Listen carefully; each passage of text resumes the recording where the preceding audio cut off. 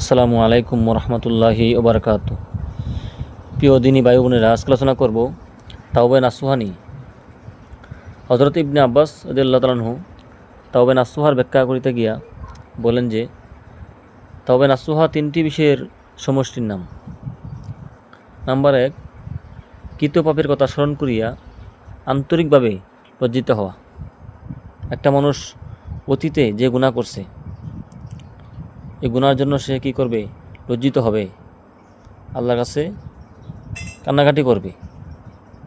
2 নম্বর হলো মুখের ভাষায় ক্ষমা প্রার্থনা করা, বলবে আল্লাহ আমি ভুল করেছি, আমাকে মাফ করে দেন, আকুতি মিনতি করবে। 3 নম্বর হলো দ্বিতীয়বার গুনাহ না করার পাকা ওয়াদা করা, শক্তভাবে ওয়াদা করা, আল্লাহ আমি যে গুনাহ করছি, ভুল করছি, এখন থেকে বাকি জীবন আর গুনাহ করব না, এই পাকাপোক্ত নিয়ত করা। এ হলো তওবা নাসুহা। আল্লাহ পাক পবিত্র কোরআনে তওবা নাসুহা সম্পর্কে ইরশাদ করিয়াছেন যে হে ইমানদারগণ, তোমরা আল্লাহর দরবারে পাকাপোক্তা তওবা করো, অর্থাৎ তওবা নাসুহা করো। এছাড়া আল্লাহ রাব্বুল আলামিন পবিত্র কোরআনে বলেছেন ইয়া আইয়ুহাল্লাযিনা আমানু তুবু ইলাল্লাহি তাওবাতান নাসুহা, হে ইমানদারগণ তওবা নাসুহা করো, ফিরে আসো।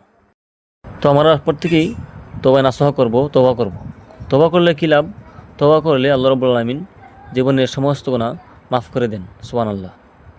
এবং যে ব্যক্তি তওবা করবে ওই ব্যক্তির আমলনামায় আর কোনো গুনাহ থাকবে না, সে মাসুম হয়ে যাবে। এবং তার আমলনামায় মধ্যে আল্লাহ রাব্বুল আলামিন যে পরিমাণ গুনাহ করেছিল ওই পরিমাণ সওয়াব দ্বারা পরিপূর্ণ করে দিবেন, সুবহানাল্লাহ। এজন্য তওবা করতে হয়। এবং যে ব্যক্তি তওবা করবে ওই ব্যক্তি আর গুনাহগার থাকবে না, আল্লাহ রাব্বুল আলামিনের কাছে সে তওবাকারী হিসেবে চিহ্নিত হবে। এজন্য প্রিয় ভাই বোন, আমরা প্রত্যেকেই বেশি বেশি তওবা করব, গুনাহ করব না। কারণ গুনাহ করলে আমাদেরকে জাহান্নামে যেতে হবে, কবরে শাস্তি ভোগ করতে হবে। আল্লাহ রাব্বুল আলামিন আমাদের সবাইকে তওবা করার, তওবা নাসুহা করার তৌফিক দান করুক, আমিন। আসসালামু আলাইকুম ওয়া রাহমাতুল্লাহি ওয়া বারাকাতুহু।